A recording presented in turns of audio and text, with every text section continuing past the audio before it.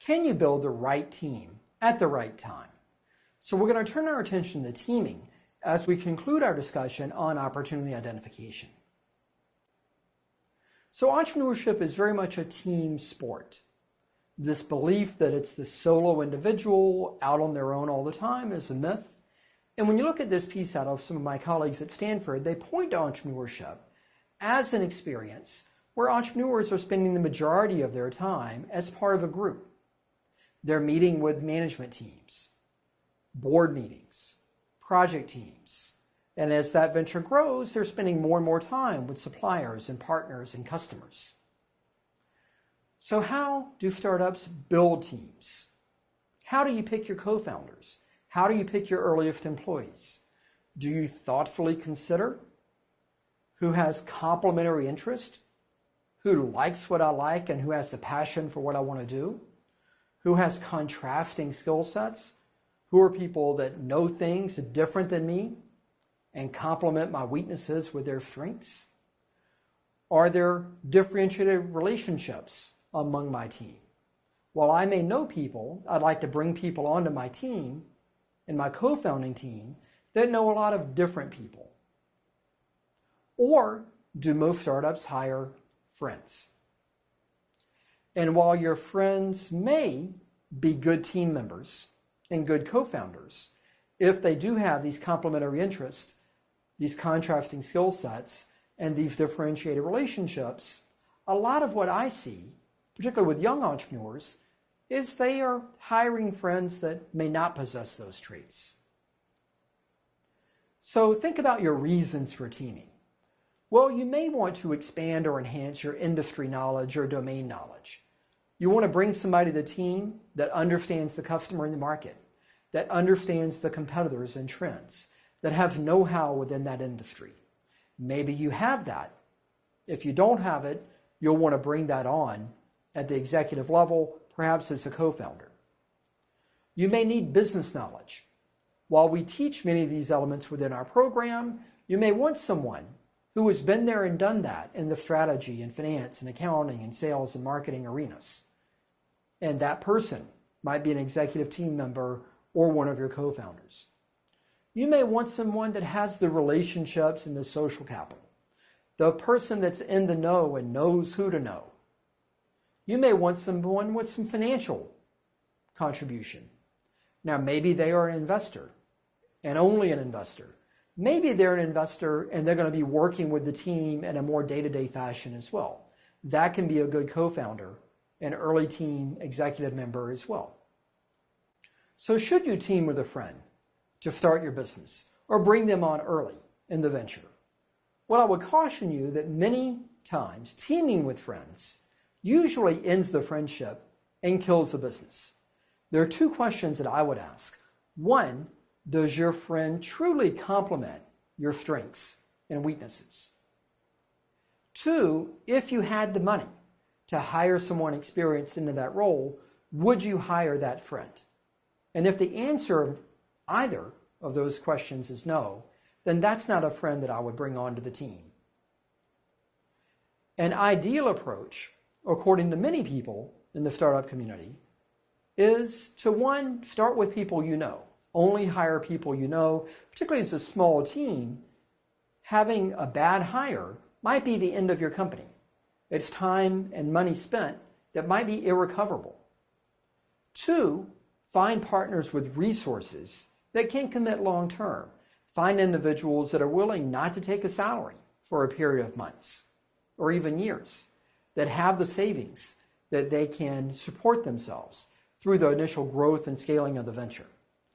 Don't hire college kids. Find people that have experience. Integrate people with sales and marketing very early in the process. And staff your group with people that believe in your mission, that aren't only looking for salary. Well, to this, I would say that's the ideal, but it's not the reality of a lot of the ventures that I've worked with.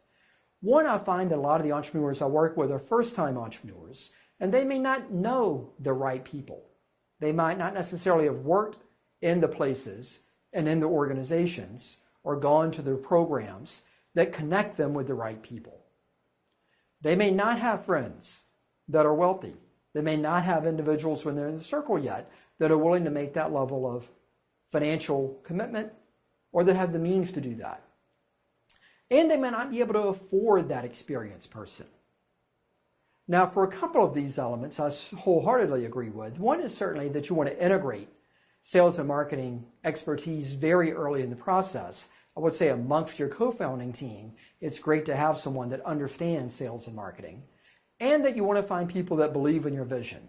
If it's someone that is looking for easy money, that is hoping for an early acquisition, that's trying to get rich quick, they may stick with you for a while, but when they realize that it's a difficult proposition to launch and grow a new venture, they may grow tired of that and leave, or they may jump on what they think the next opportunity for easy money is before you necessarily expect it, and there's a downside naturally to that of you having to replace them, perhaps in the near term.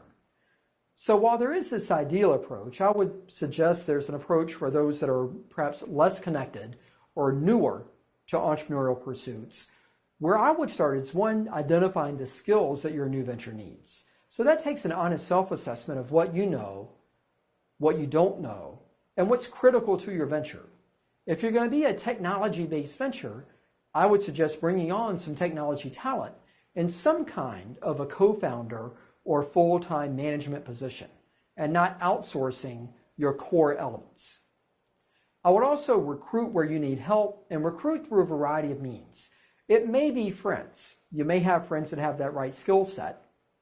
And if they are committed, and if they have these skill sets that contrast yours, if they have those complementary interests, if they have relationships that are going to add value, that might be a friend that you can bring on board and have success with. I would also look to coworkers. Coworkers can be great team members, and that you know a bit about their expertise. You know a bit about their work ethic. If they come to your job late and leave early and don't do a lot of work while they're there, well, if you were to bring them on your team, you could probably expect the same thing. So I'd also say believe someone when they show you who they are, and don't expect that they're going to make a radical turnaround with your venture if they are marginally effective at whatever employment they are now. Same for family. If you have family that may not be the most reliable, that may have some problems in their day-to-day life, that would be someone that I would be relatively hesitant to bring onto my team, because that might exacerbate or recreate itself within your new venture. So in that way, again, maybe it's friends, maybe it's coworkers, but I would still be highly selective. LinkedIn, Facebook, and other social networks can be very helpful for finding individuals as well. In this context, LinkedIn, with what it is of being able to index people on expertise, being able to see what individuals' backgrounds are, not only by education, but more importantly by experience, is a great tool to find people. You might reconnect with people. There might be people that were in your circle years ago that have gone on to do some pretty impressive things that you may not be aware of. But if you get connected on LinkedIn, you might find that they're the perfect co-founder, or that they're the perfect individual to join your team early on. You also might engage yourself in recruiting in face-to-face events. There are a variety of meetups and workshops and clinics and speakers and socials that happen in many different areas. They happen in many large cities and many small cities globally these days, as people are more informed on entrepreneurship and what it is and what the opportunities are. So I would do some of those social and networking events as well, keeping an eye out for who might be great team members now or later.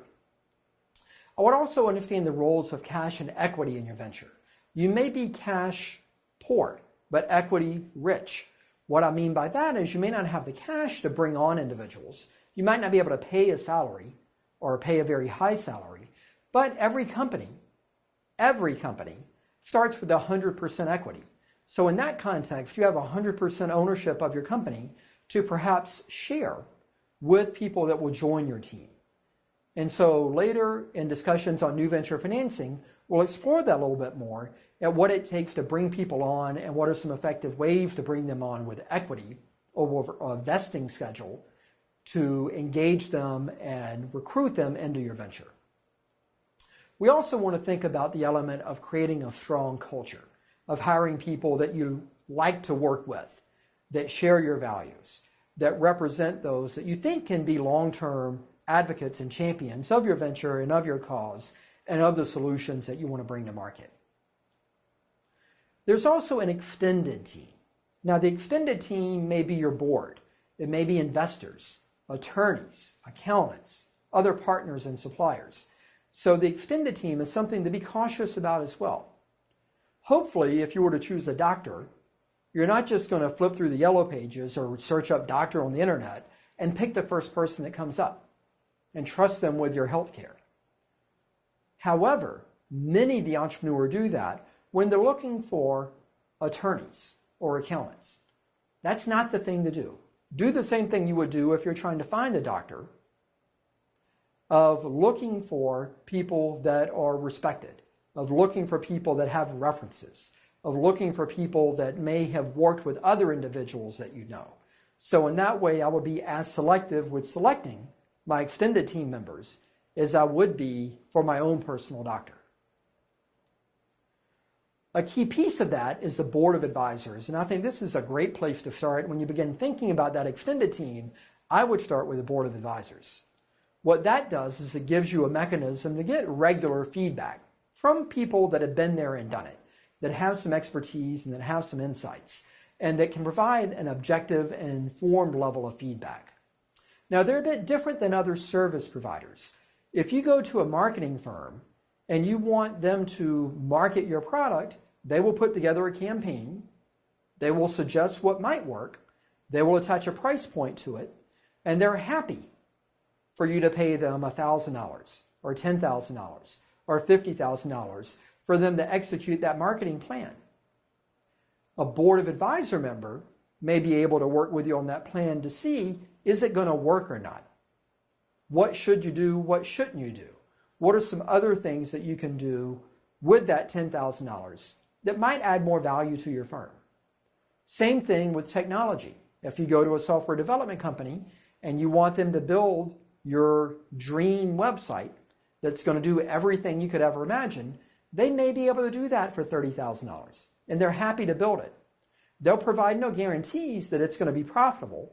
They'll provide no guarantees that you're going to be able to get traffic on that site and convert customers on that site, but they'll take your money to build it. What a board of advisor will do is look at that plan, look at that wireframe, think about that user interface, think about the customer experience that that website is going to deliver, and give you some advice on what to do, when to do, how to do, if to do, before you go out and try and hire a service provider. Boards of advisors may be compensated in a few different measures, just as your co-founders may be. It might be equity-based. It might be 1 or 2%. It may be cash-based if they're providing time, particularly regular time and expert time.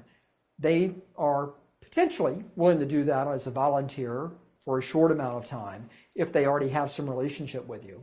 But in all likelihood, I would argue, to really get value out of them and to really get their attention and to really link their interest and their motivation to you in a measurable and significant way, there's some measure of equity or cash that most startups are going to find is necessary to bring on quality boards of advisors and to be a priority for them. So in summary, when we think about the team, we want to be very selective. We want to be very selective with our co-founders, very selective with our internal team, both co-founders as well as the early hires that we make, particularly those that we're going to give equity to. We also want to be very selective with our extended team. We want to beware the pitfalls of friends and family. Now, there are successful companies formed by friends. There are successful companies that are run by families, but it's not the norm. And it certainly brings a level of complication that you want to be aware of. We also want to remind you to leverage your relationships to establish your team. Think about who you know. Think about who you know knows and how that might be a prospective great teammate. We also want to introduce and remind you of this concept of building a board of advisors. One thing to remember here is it's a great way to get expert advice. And advice is something that you can take or leave. So boards of advisors typically don't have a formal role or formal influence over you. So it's a bit different than a board of directors that, pending the board, may have the ability to hire or fire the executive team, that may have the ability to choose to spend or not to spend on large-scale projects that may have the ability to approve or not approve acquisitions or mergers. So boards of directors may have very rule-structured obligations and authority to decide. Boards of advisors advise. And for the early stage entrepreneurs, that's what I would suggest starting with. And then it gives you a rich source of advice that long-term should help you make money and should also save you a lot of money and save you from mistakes and some pitfalls along the way.